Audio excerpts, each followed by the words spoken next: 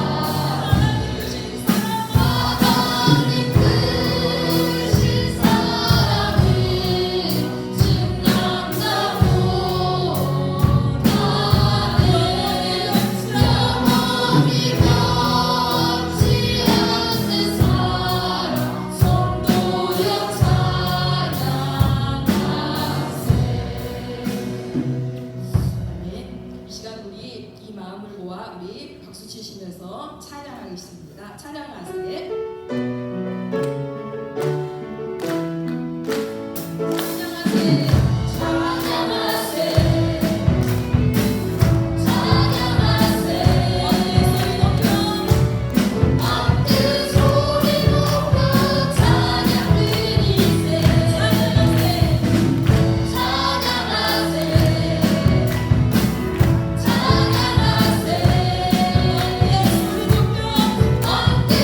소리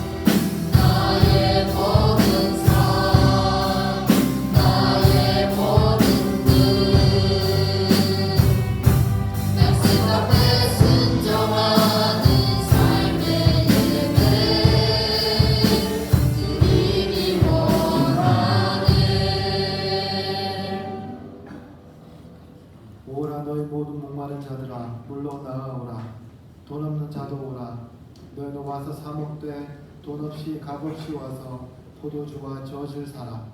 너희가 어찌하여 양식이 아닌 것을 위하여 은을 달아주며 배부르게 하지 못할 것을 위하여 수고하느냐. 내게 듣고 들을지어다. 그리하면 너희가 좋은 것을 먹을 것이며 너희 자신들이 기름진 것으로 즐거움을 얻으리라. 너희는 귀를 기울이고 내게로 나와 들으라. 그리하면 너희 영혼이 살리라. 내가 너희를 위하여 영원한 언약을 맺으리니 곧 다윗에게 허락한 확실한 은혜이니라. 아멘. 거룩하신 하나님 아버지 은혜를 감사합니다. 지난 한 주간도 우리 사랑하는 성도들 은혜의 장벽에 붙잡아 주시고 만세전부터 복 주시겠다고 약속하신 이 거룩한 주일 주님 앞에 나와 예배하게 해주셔서 감사합니다. 하나님 아버지, 오늘도 우리가 주님 앞에 나와 예배합니다. 우리가 성령과 진리로 드리는 이 예배를 받아주시고 흠양해 주시옵소서. 무엇보다도 우리에게 예배를 통해 은혜를 사모하게 하여 주시고 말씀을 들을 때 들을 귀와 마음을 갖게 해주셔서 오늘도 선포되는 말씀을 통해 이번 한 주간도 주님의 뜻대로 살기로 결단하는 그런 시간이 되게 하여 주시옵소서. 성령 하나님, 이 자리에 좌정하여 주셔서 우리를 성령으로 충만하게 하여 주시고 오로지 주님만 바라보며 주님만 생각하며 주님께 나아가는 참된 예배자로 삼아 주시옵소서. 이제 예배를 시작합니다. 마칠 때까지 악한 마귀 사탄 틈타지 못하게 지켜 주실 줄로 믿사옵고 예수님 이름으로 기도드립니다. 아멘. 찬송가 32장 같이 드리겠습니다.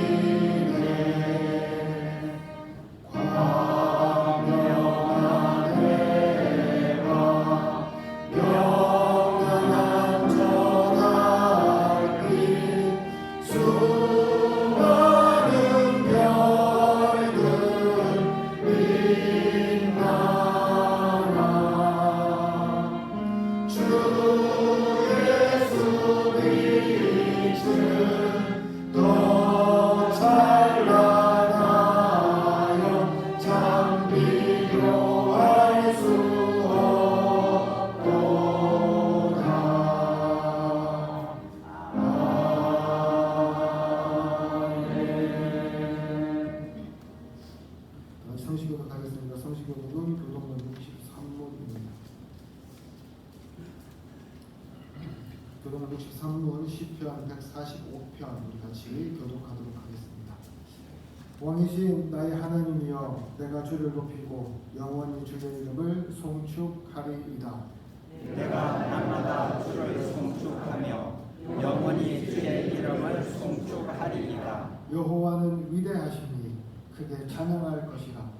그의 위대하심을 측량하지 못하리로다. 때때로 주께서 행하시는 일을 크게 찬양하며 주의 능한 일을 선포하리로다. 주의 존귀하고 영광스러운 위엄과 주의 기이한 일들을 나는 작은 소리로 읊조리이다. 사람들은 주의 부러운 일의 권능을 말할 것이요 나도 주의 위대하심을 선포하리이다. 그들이 주의 크신 은혜를 기념하여 말하며 주의 의를 노래하리이다. 여호와는 은혜로우시며 긍휼이 많으시며 노하기를 더디 하시며 인자하심이 크시도다. 여호와께서는 모든 것을 선대하시며 그 지으신 모든 것에 긍휼을 베푸시는도다. 여호와여 주께서 지으신 모든 것들이 주께 감사하며 주의 성도들이 주를 송축하리이다. 아멘. 사도신경으로 신앙 고백하겠습니다. 나는 전능하신 아버지 하나님 천지의 창조주를 믿습니다. 나는 그의 유일하신 아들 우리 주 예수 그리스도를 믿습니다. 그는 성령으로 잉태되어 동정녀 마리아에게서 나시고 본디오 빌라도에게 고난을 받아 십자가에 못 박혀 죽으시고 장사된 지 사흘 만에 죽은 자 가운데서 다시 살아나셨으며 하늘에 오르시어 전능하신 아버지 하나님 우편에 앉아 계시다가 거기로부터 살아있는 자와 죽은 자를 심판하러 오십니다. 나는 성령을 믿으며 거룩한 공교회와 성도의 교제와 죄를 용서받는 것과 몸의 부활과 영생을 믿습니다. 아멘. 자리에 앉아주시기 바랍니다. 장수가 94장 같이 드리겠습니다.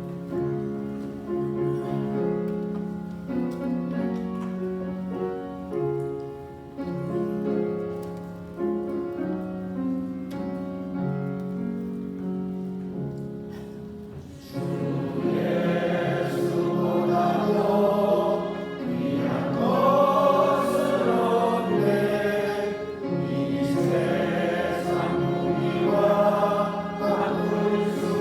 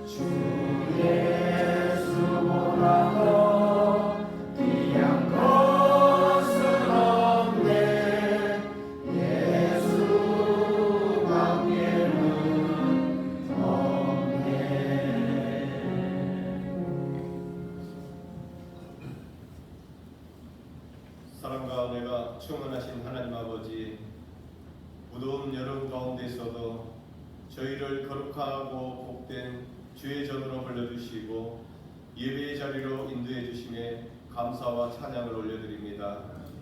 철을 따라 꽃을 피우고 열매를 맺게 하시는 자연의 섭리를 통해 살아 역사하시는 하나님의 신실하심을 다시금 깨닫게 하시니 이 또한 감사합니다. 농부의 수고를 기억하시고 땀 흘리는 모든 손길 위에 복을 더하시는 하나님, 이 계절을 지나며 저희의 삶도 믿음의 열매로 가득하게 하여 주시옵소서.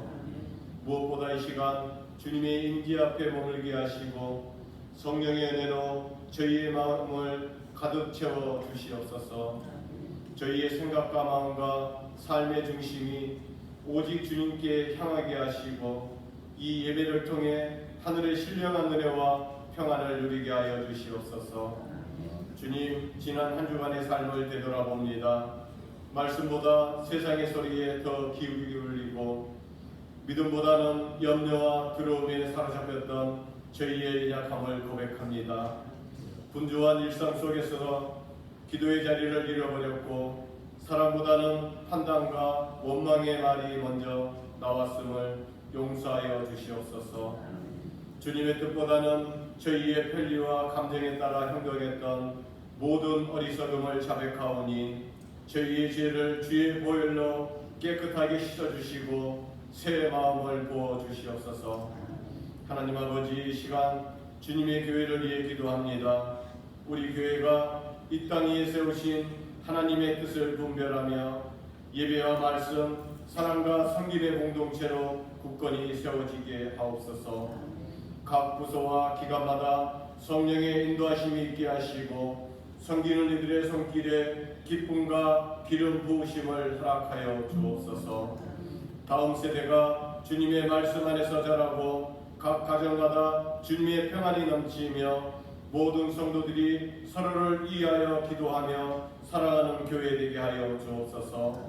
또한 병상에 있는 성도들, 마음이 지친 성도들, 외로움과 고독 가운데 있는 이들을 이유로 하여 주시고 경제적으로 어려운 가운데 있는 가정들, 직장과 학업, 미래에 대한 불안 속에서 있는 성도들에게 위로와 지혜와 인내를 더하여 주옵소서. 자비로우신 하나님 아버지, 이 나라 이 민족을 위해 기도합니다. 이 나라의 지도자들에게 정의롭고 겸손한 마음을 주시고 공의와 진리가 강물처럼 흐르게 하여 주시옵소서. 갈등과 분열, 불신과 혐오의 말이 끊어지고 대화와 이해, 용서와 사랑의 문화가 이 땅에 새로워지게 하옵소서. 자연재해와 경제적 불안, 사회적 혼란 속에서도 교회가 등불이 되게 하시고 세상의 소망으로 살아가게 하옵소서. 세계 곳곳에 전쟁과 기와, 박해와 폭력 가운데 신음하는 이들을 기억하여 주시고 특별히 예수 그리스도의 이름으로 고통받는 선교사님들과 형제 자매님들을 주님의 날개 아래 보호하여 주시옵소서. 주님의 복음이 올 열방 가운데 전파되며 모든 민족과 백성들이 주님의 이름을 찬양하는 그날이 속히 오게 하여 주옵소서. 사랑의 하나님, 이 시간 말씀을 듣습니다. 말씀을 전하시는 목사님에게 영육간의 강건함과 성령의 충만함을 부어주시고 전하시는 말씀마다 생명의 능력이 되게 하옵소서. 듣는 모든 이들의 마음에 주님의 음성이 들리게 하시고 그 말씀이 삶의 방향이 되고 결단이 되게 하여 주옵소서. 예배를 위해 헌신 봉사하는 많은 손길들 있습니다. 수고하는 손길들에게 하늘의 신령한 복을 허락하여 주시고 이들의 헌신으로 인하여 교회가 더욱 든든히 세워지게 하시고 하나님 한 분만 영광 받으시옵소서. 찬양으로 영광 올려드립니다. 찬양으로 영광 돌리는 할렐루야 찬양비의 찬양을 흠량하여 주시고 이 찬양이 하늘에 상달되며 듣는 우리에게는 은혜의 시간이 되게 하옵소서. 예배의 모든 순서마다 주님 홀로 영광 받으시고 저희는 말씀 안에서 회복되고 변화되어 이 세상 속에서 빛과 소금의 역할을 감당하게 하여 주옵소서. 주님, 오늘 이 예배를 통하여 저희의 신앙이 더욱 깊어지게 하시고 삶의 자리에서 주님을 기쁘시게 하는 자녀로 살아가게 하옵소서. 이 모든 말씀 우리 주 예수님의 이름으로 기도드립니다. 아멘.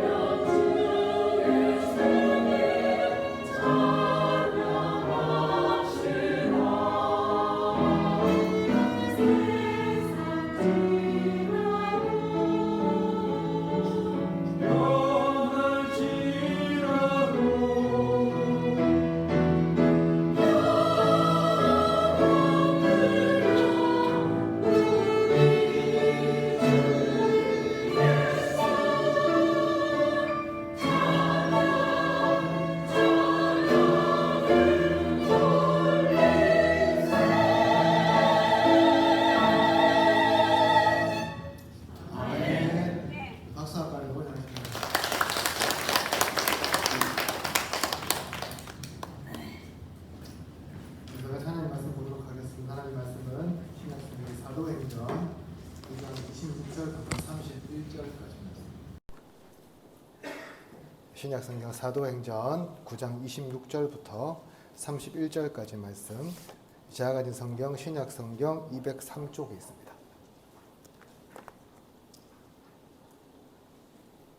사도행전 9장 26절부터 31절까지 말씀, 우리 찾으셨으면 한 절씩 교독하도록 하겠습니다. 사울이 예루살렘에 가서 제자들을 사귀고자 하나 다 두려워하여 그가 제자됨을 믿지 아니하니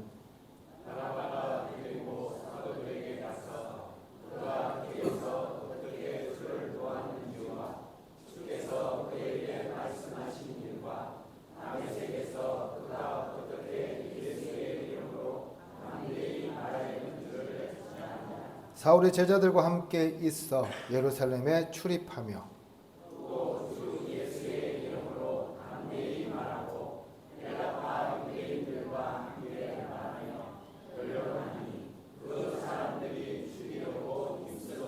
형제들이 알고 가이사랴로 데리고 내려가서 다소로 보내니라. 그리하여 온 유대와 갈릴리와 사마리아 교회가 평안하여 든든히 서가고 주를 경외함과 성령의 위로도 진행하여 수가 더 많아지니라. 아멘. 우리가 종종 하는 말 중에요. 이런 말이 있죠. 사람 잘 안 변한다는 말. 맞죠? 보통 우리가 이런 말 언제 사용합니까? 이게 보통 어떤 의미일까요? 보통 그런 거죠. 나쁜 사람은 끝까지 나쁜 사람이라는 거예요. 그리고 나에게 상처 한 번 준 사람은 끝까지 그런 사람이라는 거죠. 그렇습니다. 사람 잘 안 변합니다. 근데 여러분 진짜 이게 맞습니까? 그래도요, 그 중에 변하는 사람이 있어요. 문제는 누군가에게 상처를 크게 한번 받고 나면 더욱 그 사람에 대해서 완고해져서 변한 모습을 직접 보면서도 잘 받아들이려 하지 않는다는 겁니다. 그래서 그쪽에서 미안하다고 잘못했다고 만나자고 해도요, 잘 안 만나줘요. 그렇습니다. 사람이라는 존재가 한번 마음에 큰 상처를 입으면 그 사람이 아무리 새로운 사람이 되었다고 하더라도, 이전과는 다른 사람이 되었다고 하더라도 머리로는 이 기억을 하는데 마음속으로 받아들이는 일이 그렇게 생각보다 쉽지 않다는 거죠. 오늘 본문에서도 우리는 비슷한 이야기를 보게 됩니다. 이제 사울이 회심한 지 3년도 넘었습니다. 그 시간 동안 사울은 아라비아로 가서 복음 사역을 준비하는 시간을 가졌고요. 다메섹에 돌아와서는 복음을 담대하게 전하다가 죽을 뻔했죠. 그래서 어떻게 합니까? 성에서 광주를 타고 도망치는 그런 일까지 겪게 됩니다.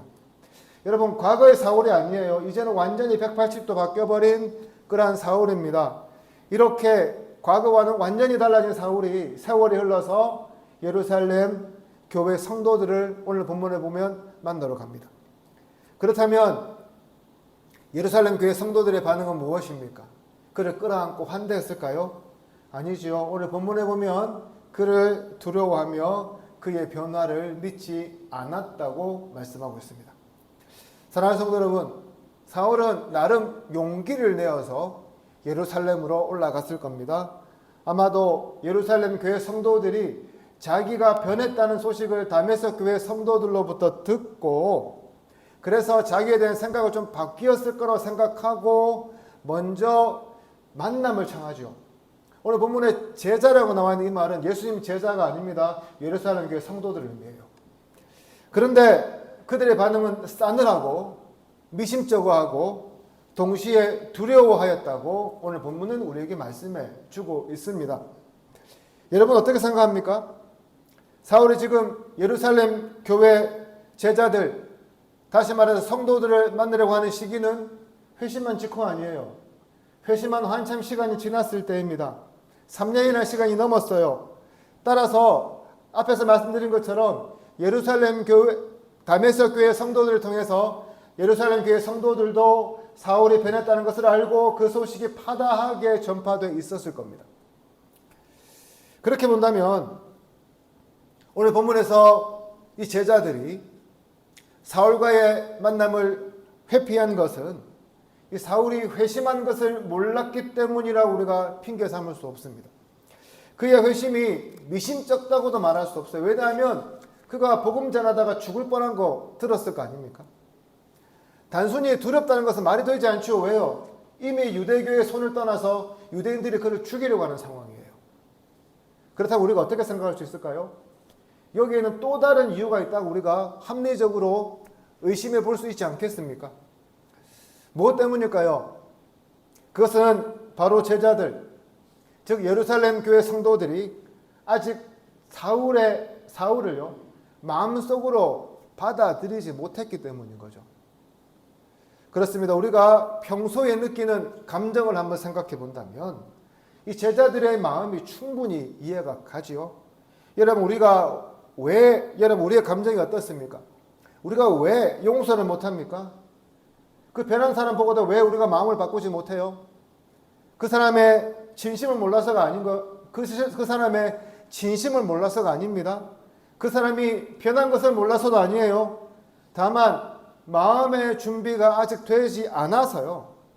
용서하지 못하고 관계를 개선하지 못하는 경우들이 대부분이라는 거죠. 생각해 보십시오. 사울이 누구입니까? 한때 예루살렘 교회를 극심히 핍박했던 그 중심에 있던 그 장본인이에요. 그것도 스데반을 죽일 때 그곳에 함께하며 스데반을 죽이는데 일조했던 사람입니다. 수많은 예루살렘 교회 가정을 파탄냈던 사람들이죠. 아마도 예루살렘 교회 성도들 중에 누군가는 사울 때문에 남편을 잃고 아내를 잃고 자식을 잃은 사람이 있을 수 있습니다. 그것도 아니면 가족들이 뿔뿔이 튼 사람도 있을 거고요. 그것도 아니면 직접 잡혀가서 고문받고 고생하다 나온 사람들도 그 안에 분명히 있었을 거예요. 그런 아픔이 아직도 생생한데 눈을 감으면 아직도 그 고통스러운 상황이 눈앞에 선한데 잔인하게 잡아가며 미소 짓던 그 사울의 얼굴이 지금도 눈만 같으면 트라우마처럼 막 목을 재우고 다가오는데 느닷없이 사울이 와서요. 이제 내가 변했어요.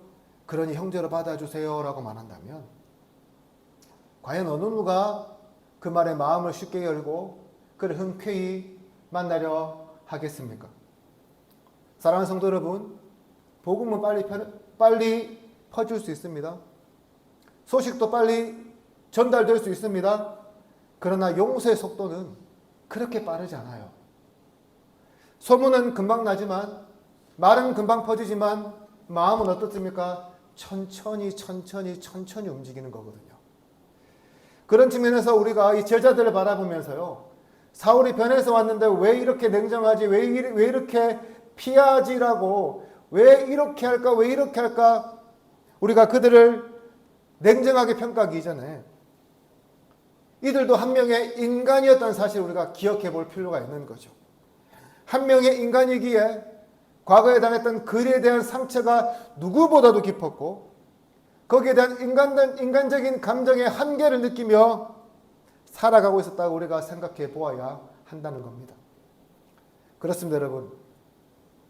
아무리 신실한 성도일지라도 아무리 주님 앞에서 바로 살려고 발버둥치는 성도일지라도 용서 앞에서는 시간이 필요한 거예요. 그러니 제발 용서하지 못하는 사람을 향해서 말로라도 왜 그렇게 못하냐고 우리 타박하거나 꾸중해서는 안 된다는 거죠. 그때는 어떻게 해요? 그냥 기다려줄 수 있어야 합니다. 왜 그렇습니까? 용서해야 하는 그 일이요. 남의 일이 아니라 바로 나의 일이 되었을 때에 그 앞에서 주춤하는 모습들, 그 앞에서 망설이는 모습들, 이것이 인간의 솔직한 본성이고 어쩌면 우리의 민낯이고 진짜 모습이라 할 수 있기 때문에 그렇습니다. 더 나아가 오늘 본문은 이 예루살렘 교회 제자들의 솔직한 모습을 우리에게 보여주면서 이런 망설임, 이런 두려움, 이런 염려가 문제 있는 자세라고 우리에게 정죄하지도 않아요. 그냥 자연스럽게 흘러가듯 우리에게 설명합니다. 그러므로 사랑하는 성도 여러분, 혹시라도 이런 문제 가지고 고통하는 분들이 계시다면 그런 마음, 그런 생각들 틀린 것 아니라는 것 여러분 기억하셨으면 좋겠습니다. 잘못된 생각도 아니라는 것을 여러분 믿으셨으면 좋겠어요. 솔직히 말해서 볼까요? 우리 모두 그런 사람들이잖아요. 그런 연약한 사람들이잖아요. 용서 앞에서 끙끙대는 사람들이 저와 여러분 같은 사람들 아닙니까? 그런 연약한 사람들이기 때문에 우리가 주님의 도우심을 구할 수밖에 없는 사람들이기도 합니다. 오늘 이 시간 혹시라도 내 마음을 채우고 있는 누군가에 대한 미움이 있다면, 내 속에 남아있는 상처로 인해서 아직도 신음하는 그런 분들이 있다면 그것을 바라보면서 내가 예수 믿고도 이것밖에 안 되느냐고 여러분 스스로를 자책하지 마시고요. 그럴 때는 좀 기다리셨으면 좋겠어요. 옆에 계시는 분들도 좀 기다려 주셨으면 좋겠어요. 하나님께서 그 마음을 만지시기를, 하나님께서 그 마음을 보듬어 주시기를 우리가 함께 기도하셨으면 좋겠습니다. 이렇게 사울의 회심 소식이 예루살렘 교회에 퍼졌음에도 불구하고 제자들이 그를 만나기를 망설이고 있을 그때에 바나바가 조용히 다가와서 사울의 손을 붙잡아 주지요. 27절 말씀 보십시오. 이렇게 말씀합니다. 바나바가 데리고 사도들에게 가서 그가 길에서 어떻게 주를 보았는지와 주께서 그에게 말씀하신 일과 다메섹에서 그가 어떻게 예수의 이름으로 담대히 말하였는지를 전하니라. 이것을 우리가 주목해 볼 단어가 있어요. 어떤 단어일까요? 데리고라는 말이거든요. 모두가 사울을 만나려 하지 않을 때, 모두가 사울을 회피하고 있을 때 바나바가 어떻게 했다고요? 그냥 추천해 준 거 아니에요. 자기가 직접 사울을 찾아가서 사울을 데리고 사도들에게 찾아가 그가 회심한 사람임을 모두 앞에서 보장해 주고 있는 거예요. 요즘식으로 하면 어떻게 할 수 있을까요? 사울을 찾아가서 사울의 손 직접 잡고 사울을 미워하는 당사자에게 직접 찾아가서 그가 이제 정말 변한 사람임을 보장하고 둘 사이를 화해시키는 통로가 되었다는 것을 의미하는 것이겠죠. 그런데 우리가 이 사건을 바라보면서 간과하는 사실이 한 가지 있습니다. 뭐냐 하면 바나바가 이 역할을 어떻게 감당할 수 있었느냐라는 거죠. 여러분, 바나바가 성인 군자일까요? 마음이 너무 넓어서요. 그냥 이래저래 척척하는 사람일까요? 아니에요. 나중에 뒤에 보시면 바나바와 사울이 대차게 크게 싸워요. 뒤도 안 돌아보게 싸웁니다. 무슨 말? 바나바요? 성깔이 있는 사람이에요. 성질이 불릴 수도 있는 사람이에요. 그런데 그렇게 말한다면 이 바나바에게도 성질을 낼 수 있는 가능성이 충분히 있었겠죠. 여러분, 바나바라고 사울에 대한 트라우마가 없었겠습니까? 바나바가 어느 교회 출신이에요? 예루살렘 교회 출신입니다. 사도행전 4장 말미에 보면 그는 자기의 밭을 팔아서 교회에 기부하여 가난한 자들에게를 먹이고 입힐 정도로 예루살렘 교회를 위해 크게 희생하고 또 예루살렘 교회의 핵심적인 인물이라고 말할 수 있습니다. 당연히 예루살렘 교회에 불어닥친 광풍을 직접 두 눈으로 목격을 했고요. 그 중심에 사울이 있었다는 사실을 잘 알고 있는 그런 사람이기도 했습니다. 그런 형편에서 여러분, 사울이 예쁘게 보일까요? 아무리 그가 회심했다고 하더라도 그가 좋은 눈으로 보이겠습니까? 그렇게 본다면 바나바의 이 중재의 일은 바나바로서도 선택하기가 참 쉽지 않았다는 사실을 우리가 미루어 짐작해 볼 수가 있습니다. 그럼에도 불구하고 왜 그는 사울을 믿고 사울의 회심을 사도들 앞에서 보증해 주었을까요? 그 이유 아주 단순한 거죠. 바나바는 사울의 과거가 아닌 하나님 안에서 변화된 언제의 모습이요? 지금의 모습을 바라보았기 때문입니다. 자기 동료들을 무섭게 잡아가며 스데반의 순교에 관여하며 노골적인 핍박을 일삼을 때의 그 사울의 과거의 모습이 아니라 다메섹에서 복음을 전하는 그 모습, 아라비아에서 기도하고 말씀에 몰두한 사울의 흔적을 전해 듣고 그는 믿음으로 판단했던 것이었습니다. 그런 면에서 바나바는 어떤 사람이냐면 자신의 감정보다 믿음을 앞세운 사람이라는 것을 우리가 깨닫게 됩니다. 그러나 문제는 우리는 이럴 때가 이렇게 하지 못할 때가 참으로 많다는 것이죠. 어느 날인가 제가 친한 목사님과 함께 대화를 하다가요, 어떤 한 사람을 칭찬한 적이 있었습니다. 근데 그 목사님 반응이 뭐냐 하면 과거에 그 사람이 이렇고 저렇고를 이야기하면서 결코 믿을 수 없는 사람이라고 좋지 않은 말을 계속해서 늘어놓았습니다. 속으로 참 답답했었어요. 제가 보기에는 분명히 좋은 사람인데 왜 과거의 한 사건을 가지고 그렇게 사람을 깎아내리는지 모르겠다는 생각을 해보았습니다. 왜 이런 반응이 우리들에게 나타납니까? 우리 한 사람을 볼 때에 복음의 눈, 믿음의 눈, 현재의 눈으로 보려 하지 않기 때문입니다. 즉 과거와는 완전히 단절된 새롭게 태어난 사람으로 살아가고 있음에도 불구하고 우린 여전히 과거에 안 좋았던 모습, 과거에 피해준 모습, 그것이 전부다라고 생각하면서 그걸로만 그 사람을 바라보니까 우리 생각이 결코 바뀌지 않는 거예요. 그러나 어떤 사람이요, 진심으로 회개하고 변화의 삶을 살고자 하는데도 감정이 허락되지 않는다고 계속 밀어낸다면 어떻게 되겠습니까? 그 사람 결국 다시 무너지거나 다시 옛날로 돌아가지 않겠습니까? 만약 바나바가 이 사울을 잡아주지 않았다면 어떤 일이 벌어졌을까요? 사울이 세계 선교를 하면서도 예루살렘 교회만 생각하면 굉장히 마음이 무겁고 부담스러운 마음을 계속해서 가지고 있지 않았을까요? 그렇다면 이런 질문이 또 생기게 돼요. 그렇다면 우리가 모든 사람들을 다 용서해야 됩니까? 우리가 원수처럼 생각하는 사람 용서해야 됩니까? 지금도 나를 괴롭히는 사람 용서해야 됩니까? 여러분, 용서해도요, 원칙이 하나 있습니다. 뭐냐 하면 다 용서할 필요 없다는 겁니다. 구약에 보면 하나님은 악인이 회개하지 않을 때 분명히 심판하신다고 이야기합니다. 무슨 말입니까? 회개 없이 반복해서 악을 행하는 사람에게, 지금도 끊임없이 나를 괴롭히고 상처 주는 사람에게까지 억지로 내가 용서하며 관계를 개선할 필요까지는 없다는 말씀이에요. 오히려 그것은 건강하지 않은 관계를 계속 지속하게 하는 악순환이 될 수도 있다는 거죠. 왜 그렇습니까? 상대방 한 개도 안 변했어요. 그런데 나만 용서하고 나만 잘해보자라고 이야기하면 어떻게 될까요? 나만 바보 되는 거죠. 그 사람 어떻게 생각할까요? 한 개도 안 변해요. 왜? 나 이렇게 살아도 되는구나 라고 생각하면서요, 더 괴롭히고 더 악하게 할 가능성이 훨씬 더 크기 때문입니다. 그러나 반대로 어떤 사람이요, 진심으로 변하고 찾아와서 용서를 구하고 그래서 새로운 관계를 시작하자고 이야기한다면 그때는 어떻게 해야 합니까?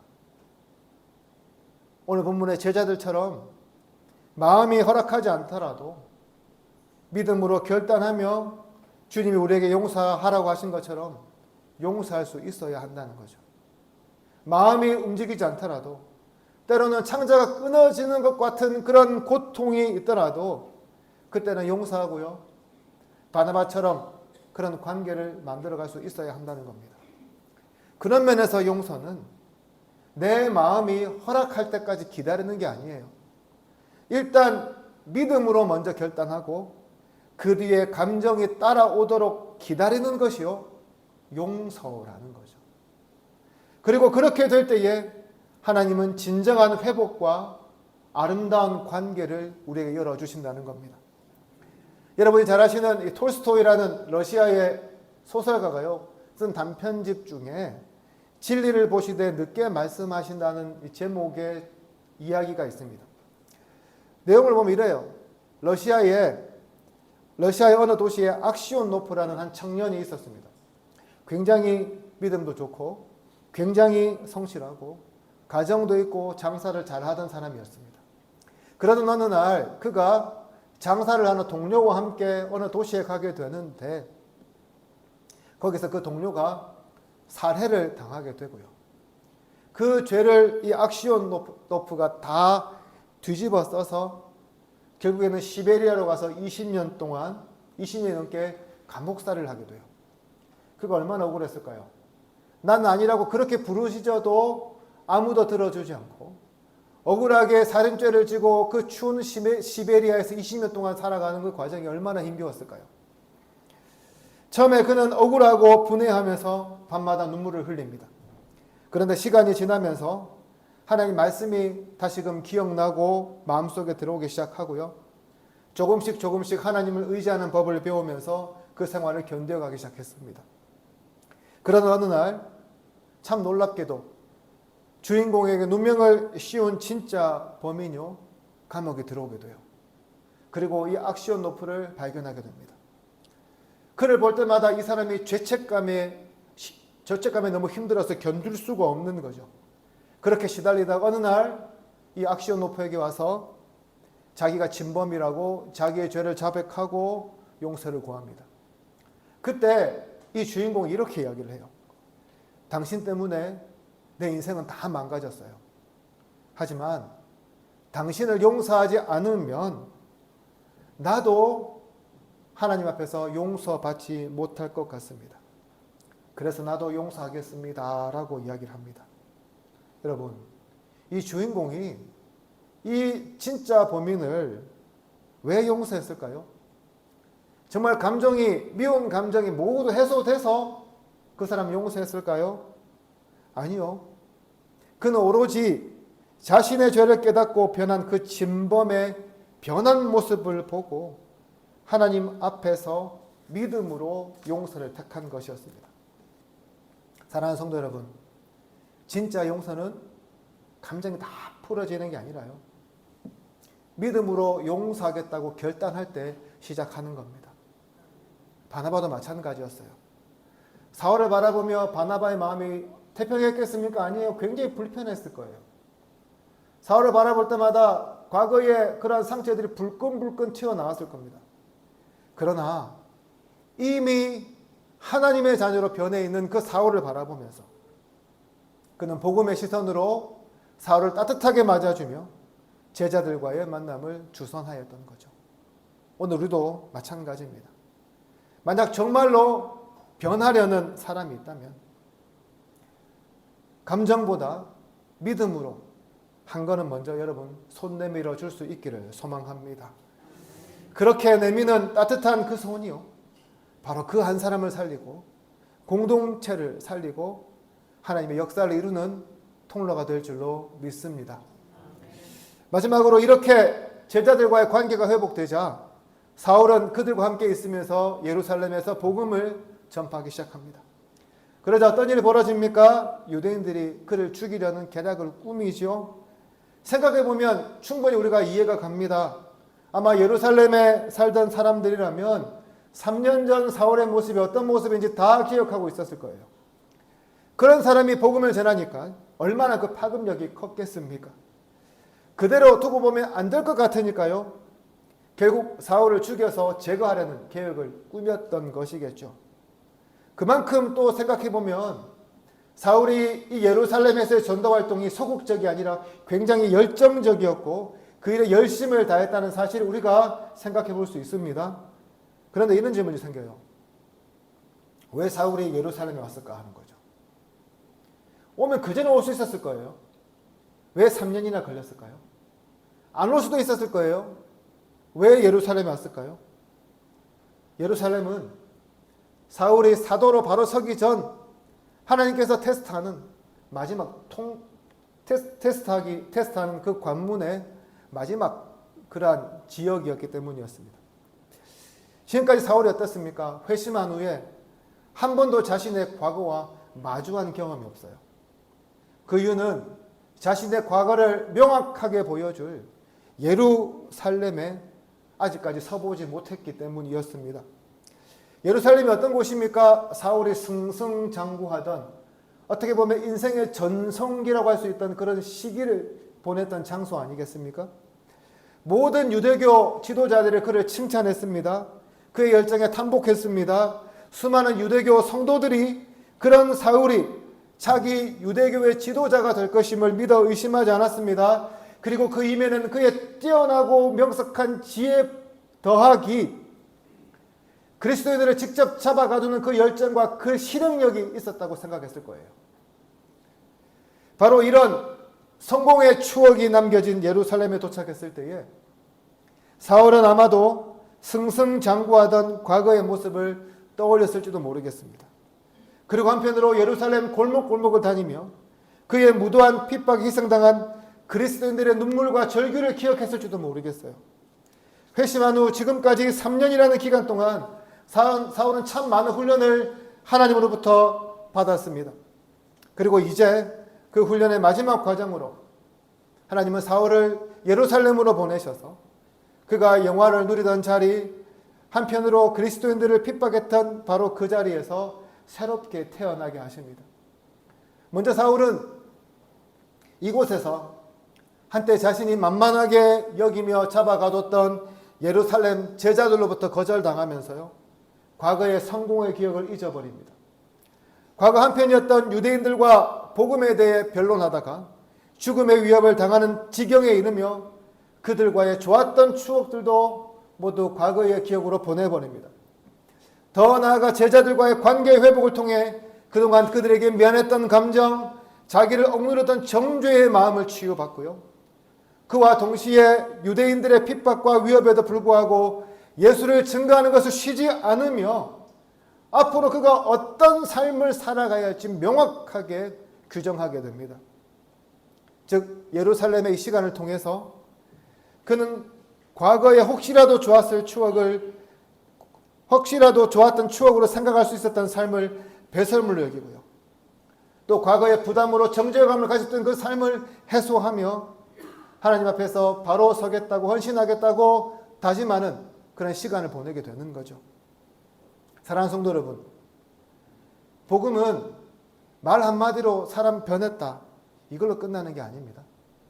복음은 때로는 과거 우리가 기억하기 싫은 그러한 상처와 아픔과 시대와 우리를 마주하도록 만들어요. 어떤 사람은 그것이 예루살렘일 수 있을 거고요. 어떤 사람은 그것이 과거에 내가 가졌던 질병일 수 있을 거고요. 어떤 사람은 과거에 내가 가졌던 관계의 깨어짐이 될 수도 있을 거고요. 어떤 사람은 내가 과거에 경험했던 실패일 수도 있을 거고 오점일 수도 있을 거예요. 모두 어떤 겁니까? 과거에 우리가 마주하고 싶지 않은, 지금도 기억하고 싶지 않은 그런 기억들과 경험들이지요. 그러나 우리가 그런 자리를 계속해서 피해가는 한 진짜 변화는 오지 않기 때문에 하나님은 우리를 다시금 그 자리에 세우시고 그 시간을 통해 그 상처를 극복함으로 우리의 아팠던 과거의 문을 닫고요. 새로운 사명을 열어주시는 것입니다.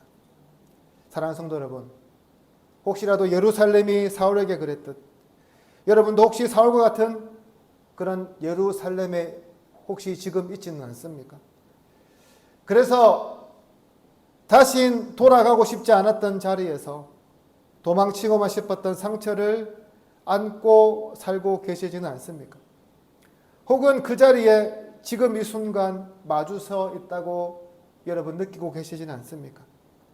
그러나 우리가 기억해야 할 것은 바로 이 고통과 마주한 자리를 통해 하나님은 우리를 그 트라우마에서, 그 고통에서 벗어나게 하시고 새로운 삶을 시작하게 하신다는 사실입니다.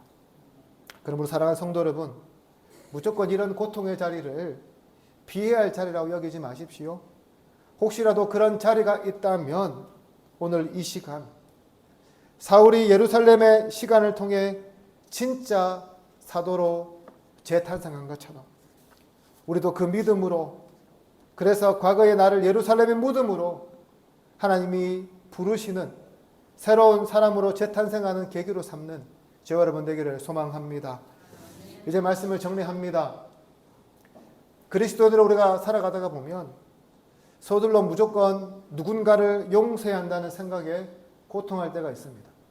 그뿐만 아니라 모든 사람을 다 용서해야 된다는 그런 생각이 굉장히 큰 부담감으로 다가올 때도 있습니다. 또한 왜 나는 용서해야 되는데 빨리 용서하지 못할까라고 자책할 때도 있습니다. 그러나 오늘 본문은 뭐라 말하냐면 그런 모습이 문제 있다고 말씀하지 않고요. 그것이 당연하다고 우리에게 이야기합니다. 용서하겠다는 마음과 용서하는 시간적 간격이 있음을 인정하고 있는 것이죠. 또한 앞서 말씀드린 것처럼 우리가 무조건 다 모든 사람을 용서할 필요도 없습니다. 다만 변하여 새롭게 된 사람들을 향해서는 우리가 믿음으로 결단할 수 있어야 합니다. 하나님은 때로는 우리 아픈 과거와 마주 서게도 하십니다. 하지만 고통이 아닌 우리를 완전히 새롭게 태어나도록 하기 위해서 하나님 그런 방법을 사용하십니다. 오늘 이 시간 사울에게 임한 이 예루살렘 사건을 통해서 용서에 대해 제대로 깨닫고 또 우리의 예루살렘을 통과하여 새롭게 태어남으로 주님 앞에서 참된 제자로 살아가는 이 저와 여러분 되기를 주님의 이름으로 축복합니다. 기도드리겠습니다. 하나님 아버지 감사합니다. 오늘도 우리 성도들 주님 전에 불러주시고 하나님 말씀을 듣게 하여 주셔서 감사합니다. 오늘 말씀처럼 우리가 용서해야 할 사람들이 있다면 용서하게 하여 주시고, 그러나 거기에도 시간이 필요함을 생각하며 급하게 용서하지 못함에 우리 스스로 자책하지 않게 하여 주시옵소서. 무엇보다도 우리가 정말 용서할 사람이 있다면 믿음으로 먼저 용서를 결단하게 하여 주시고, 또 우리를 과거에 마주 세웠을 때는 우리 새롭게 태어나게 하심을 위한 것임을 기억하며 그 자리에 서는 용기도 다하여 주시옵소서. 감사드리며 예수님 이름으로 기도드립니다. 아멘. 우리 다 같이 말씀을 생각하시면서 찬송가 288장 같이 드리겠습니다.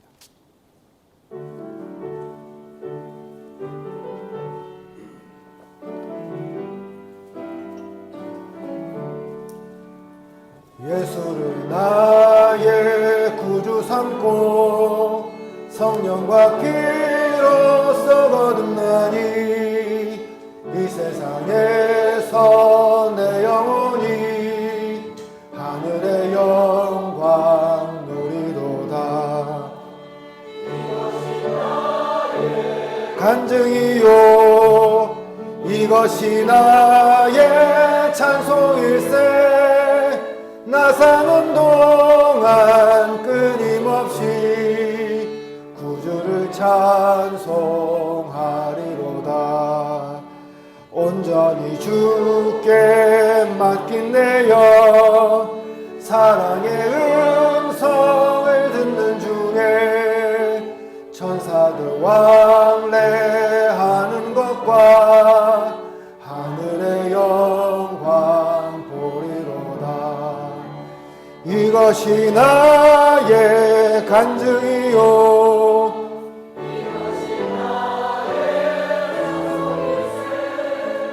나 사는 동안 끊임없이 구주를 찬송하리로다. 주 안의 기쁨 누림으로 마음의 풍랑이 잔잔하니 세상과 나는 간 곳 없고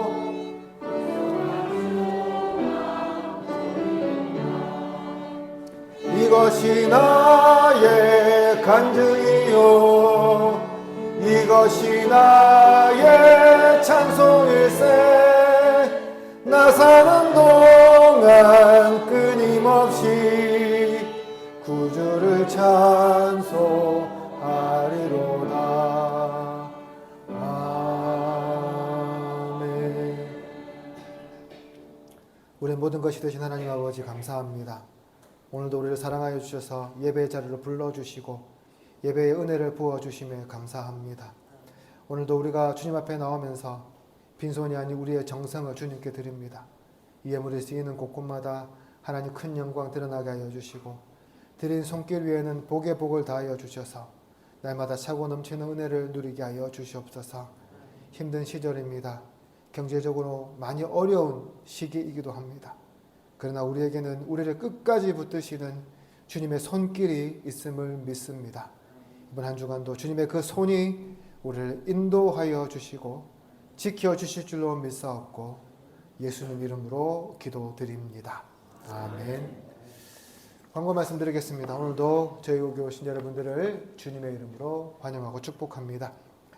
구역 모임 오늘부터 쉬도록 하겠습니다. 그리고 앞에 보시면 TV가 잘 달려있어요. 그렇죠?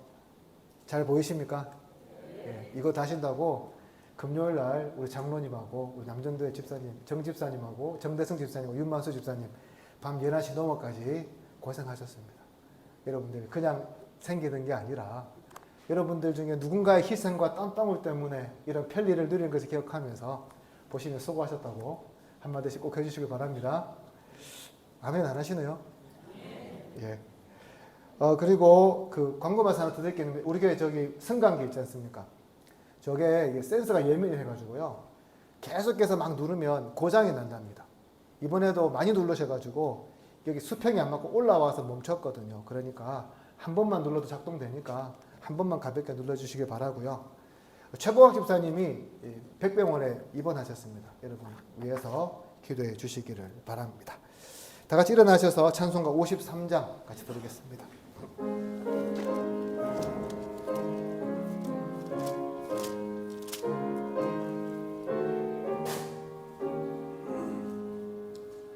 성전을 떠나가기 전 머리를 숙일 때 주께서 함께 계시고 복 내려 주소서. 집으로 돌아가는 길 주동행하시고 내 모든 언행 심사를 다 지켜주소서. 거룩한 날이 다가고 저녁이 되도록 주 우리 맘에 빛 되사 늘 계시옵소서.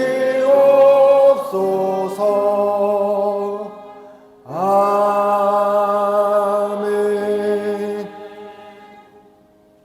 주 예수 그리스도의 은혜와 하나님의 사랑과 성령의 교통하심이 너희 무리와 영원토록 함께 있을지어다. 아멘.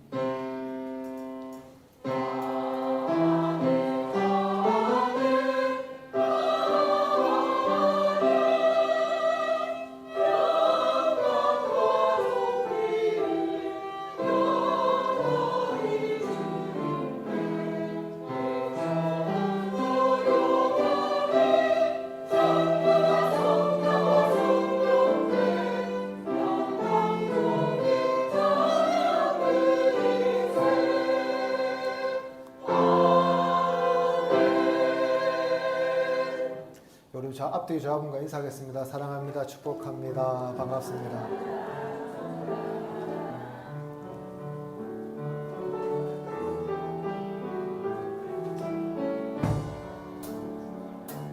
주께 힘을 얻고 그 마음에 시온의대로가 있는 그대는 하나님의 축복의 사랑이죠. 주님 그대를 너무 기뻐하시죠. 주의 집에 거하기를 사모하고 주를 항상 찬송하는 그대는 하나님의 축복의 사랑이죠. 주님 그대를 너무 사랑하시죠. 그대 섬김은 아름다운 찬송, 그대 헌신을 향 기로운 기도, 그대가 받는 땅 어디에서